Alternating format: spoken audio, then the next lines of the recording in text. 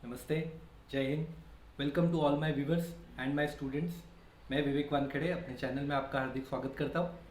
ये जो वीडियो आज की मैं बना रहा हूँ ये उस क्वेश्चन को लेके है जो कंसिस्टेंटली कुछ स्टूडेंट्स ने मुझसे बार बार पूछा। रिसेंट टॉपिक है, शोएब टॉपर क्यों बना। नीट की जो एग्ज़ाम अभी हुई, मेडिकल एंट्रेंस एग्जामिनेशन, उस नीट के एंट्रेंस एग्ज़ाम में जो टॉपर है वो शोएब है और जो सेकंड रैंक होल्डर है वो आकांक्षा है। प्रॉब्लम ये है कि दोनों के मार्क्स 720 में से 720 है। It's a perfect score. So out of number लाए, दोनों के सेम मार्क्स हैं, लेकिन टॉपर शोएब को क्यों बनाया गया, क्यों ये रैंक दी गई और इसका क्या रीज़न था कि रैंक देनी ज़रूरी थी। कुछ ने कहा जॉइंट टॉपर क्यों नहीं बना दिया। ये सब चीज़ें मैं शॉर्ट में आपको यहाँ पे बताता हूँ।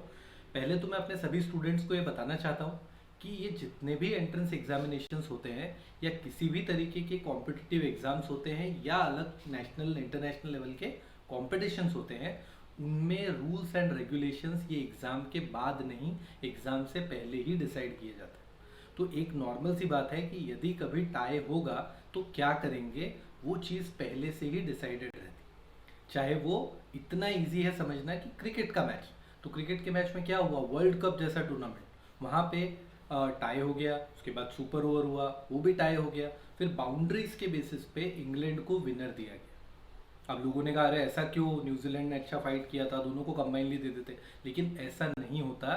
रियल लाइफ में also you need to have some rank, और जबकि रूल्स पहले से डिसाइडेड है। तो वैसे ही इस मेडिकल एंट्रेंस एग्जाम नीट में या आईआईटी में there are already rules and regulation fixed.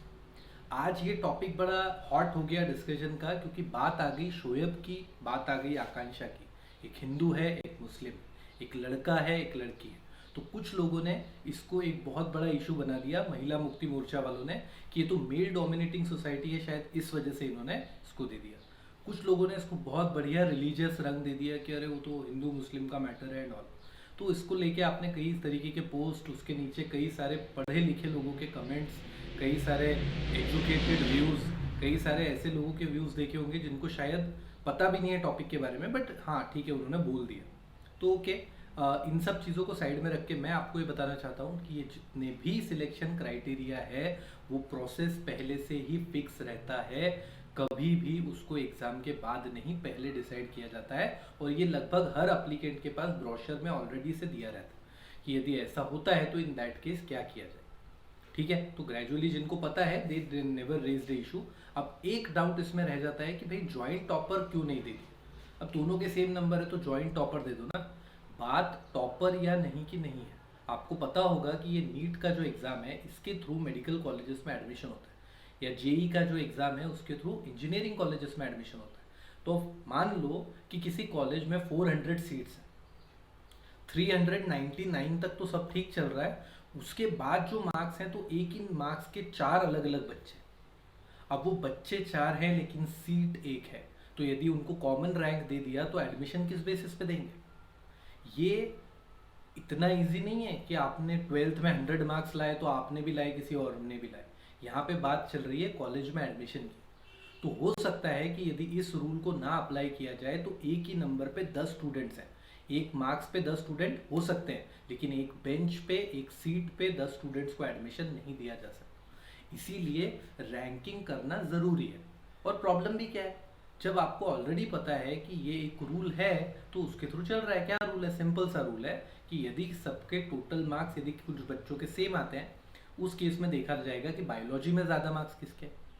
यदि वो भी सेम आ गए तो फिर देखा जाएगा केमिस्ट्री में मार्क्स किसके ज़्यादा है।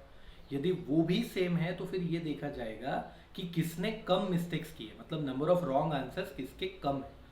जिसके ज़्यादा गलत होंगे उसको सेकंड रैंक, थर्ड रैंक, जिसके कम गलत होंगे उसको ऊपर वाला रैंक दिया जाए। ये रूल है। और यदि ये सब कुछ सेम है, भाई आउट ऑफ मार्क्स हैं तो सभी कुछ बायो में भी सेम होंगे, केमिस्ट्री में भी सेम होंगे, गलतियाँ तो कुछ की नहीं तभी तो परफेक्ट स्कोर है। तो ये सब कुछ सेम है, तो फिर बचा आखिरी क्राइटेरिया कि जिसकी एज ज़्यादा है उसको रैंक ऊपर वाला दिया जाए।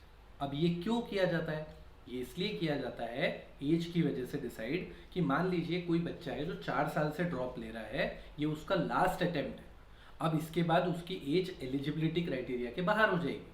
और कोई और बच्चा है जिसका फर्स्ट ईयर है और उसका उन दोनों का रैंक सेम है, अब सीट एक बची है, एडमिशन किसी को लेना, तो बेटर है कि उस बड़े बच्चे को एडमिशन, क्योंकि उनका सब कुछ मार्क्स वगैरह स्कोर सब सेम है, तो उसको इसलिए एडमिशन दिया जाए क्योंकि जिसकी एज ज़्यादा है उसके पास नंबर ऑफ अटेम्प्ट्स कम है एलिजिबिलिटी क्राइटेरिया के अकॉर्डिंग।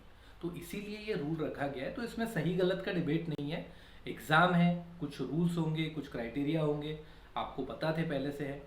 ये सिर्फ फिर अब ये सब सोशल मीडिया पे, फेसबुक वगैरह पे सब लोगों ने अपने अपने कमेंट्स किए, उसको लेके इश्यूज बनाए। वो क्यों बनाए? क्योंकि हो सकता है वो चाहते हो कि थोड़े ज़्यादा लाइक्स मिल जाए, उनके मन की कोई और भड़ास हो जो वो इसके थ्रू निकालना चाह रहे होंगे, इस वजह से उन्होंने आपको मिसगाइड किया है। But I just tell you one thing, कोई भी एग्ज़ाम देना है, read the instructions carefully, selection criteria procedure देख लो और उसके अकॉर्डिंग ही आगे काम। उससे क्या बेनिफिट होता है पहले से पता करने से? हो सकता है बहुत ज़्यादा बेनिफिट ना हो, लेकिन जैसा कि 2007 के T20 क्रिकेट वर्ल्ड कप में क्या हुआ था, हमको पता था कि बॉल आउट होने वाला है यदि मैच टाई हो गया तो बॉल आउट की प्रैक्टिस की थी पहले से।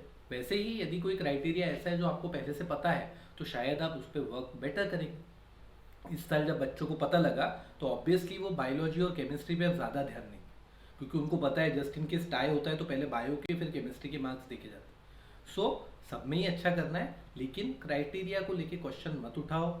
आपको यदि क्राइटेरिया से कुछ प्रॉब्लम है, आप अपनी खुद की एग्ज़ाम क्रिएट करो।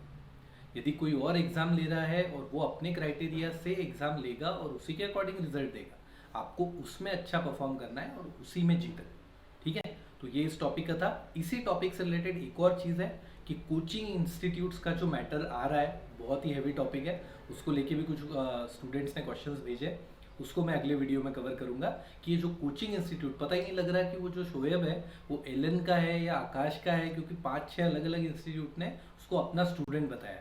तो एग्जैक्टली वो है किसका और इनकी तैयारियों से कैसे फ़र्क पड़ता है, क्या कोचिंग इंस्टीट्यूट में जाने से आपको बेनिफिट होता है नहीं होता, इसके बारे में मैं आपको नेक्स्ट वीडियो में अपडेट करूँ। तब तक जय हिंद, जय भारत।